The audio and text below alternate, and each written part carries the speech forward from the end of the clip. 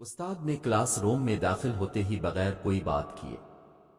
Black board پر چاک سے ایک لمبی لکیر کھینچ دی اور پورے کلاس کو مخاطب ہو کر کہا، تم میں سے کون ہے جو بلیک بورڈ پر موجود اس لکیر کو چھوئے بغیر اسے چھوٹا کر دے؟ استاد کے سوال کا جواب کلاس میں موجود طلبہ میں کسی کے پاس بھی نہیں تھا۔ سوال ہی ایسا عجیب و غریب تھا، ساری کلاس سوچ میں پڑ گئی کیونکہ استاد نے ایک ناممکن بات کہہ دی تھی۔ کلاس کے سب سے ذہین طالب علم نے کھڑے ہو کر کہا کہ استاد محترم،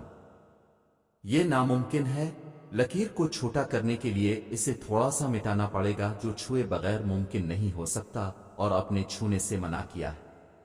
باقی طلبہ نے بھی سر ہلا کر اس طالب علم کی بات کی تائید کی۔ استاد نے گہری نظروں سے طلبہ کی طرف دیکھا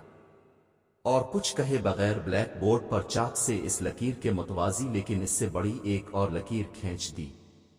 جس کے بعد سب نے دیکھ لیا کہ اب پہلے والی لکیر چھوٹی نظر آ رہی ہے۔ استاد نے اس لکیر کو چھوئے بغیر، اسے ہاتھ لگائے بغیر اسے چھوٹا کر دیا۔